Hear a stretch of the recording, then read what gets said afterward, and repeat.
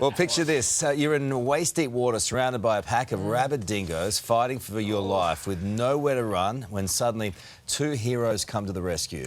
Those heroes are Shane and Sarah Moffat, who risked their own lives to put an end to this horror attack.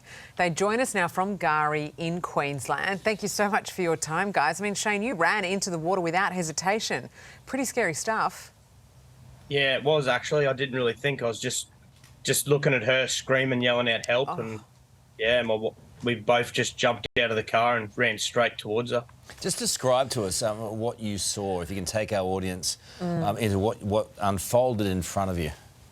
What I seen was a girl just putting her hand up, which we thought was a fisherman to start with, just screaming for help, and her face was just in fear, and two dogs were hanging off both sides of her.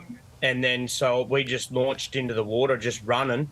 And I've just gone straight up to her and just pulled one of the dingoes off her. And the other one, when I hit the water, had already taken off sort of thing. And then I've just said to my wife, you take her out of the water and I'll stop this dingo from getting to her. That is so scary just to think about that. I mean, you didn't hesitate, but you put yourself at risk as well. I did, yeah. I didn't really think about it at the time. But, yeah, I did kind of, because the dingo kept coming at her as she was walking out of the water to grab her. And then that's when he's tried to launch at me and I've had to protect myself. Sarah, what was it like? What was she like? What was it like for you? But what was she like as well in the aftermath? Yeah, when we first got in, I had not really understood the gravity of it until she did come out of the water to me, and you could see just bite wounds all over her basically, and that's when I really stepped up the panic and called 000, and I think she was just really tired and probably really grateful that we're there, I'm assuming. I don't know. Was she saying anything? She was just saying like help, yeah. What would have happened if you didn't come along, I wonder? That's really what's been going through our heads ever since. I think if we were a bit later, it might have been a different story. Yeah, we're super lucky we went that way. Yeah, we weren't going to go that way. We're going to go the opposite way, so yeah. Yeah. Gee, she's lucky, because we know how difficult the situation was for her. I mean, she was jogging on the beach and she ran into the water in an attempt to get away from these dingoes. That's how severe it was. Yeah, they were trying to get her. Yeah, they're, I think on the beach. Yeah, pretty keen to go in the water, but yeah, we have seen it firsthand. It's obviously that one main dingo with the collar around its neck. That was the one that, obviously went in after. Look, I've been up to Fraser a bunch of times, and the dingoes are there. Everyone's pretty aware of it, but these attacks have got more prevalent. You know that dingo involved has been euthanised.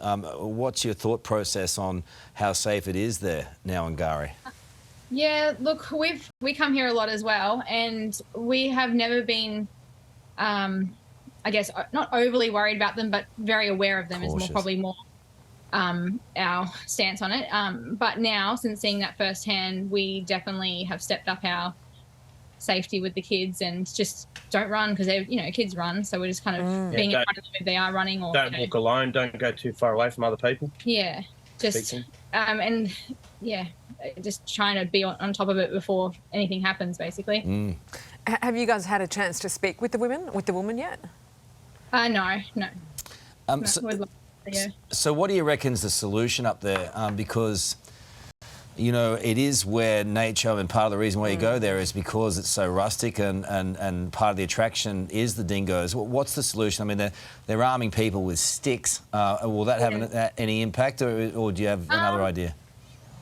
I don't know if there's a solution as such. I haven't really thought that far through it. I think it's more that this probably has happened because of human interaction over time, and they've just got used to coming closer and closer to people, and people are still kind of ignoring the ranger's advice on doing things we still see people feeding the dingoes, or getting up really close. Yesterday we've seen someone taking a close photo of a dingo, and we're like, come on, man. But it was really only that one dingo with the collar is the main threat. Other dingoes are fine.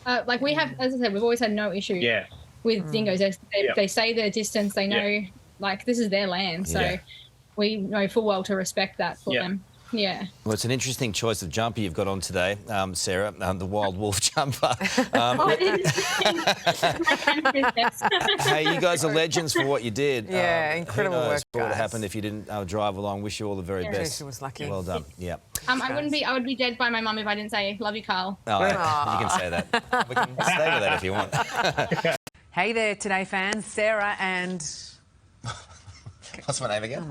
Carl. Hey, thanks for watching our YouTube channel, though. Subscribe now for more news, special reports, and amazing Aussie stories. And Carl misbehaving, Whoa, of course. that never happens. Always happens. What's she talking about?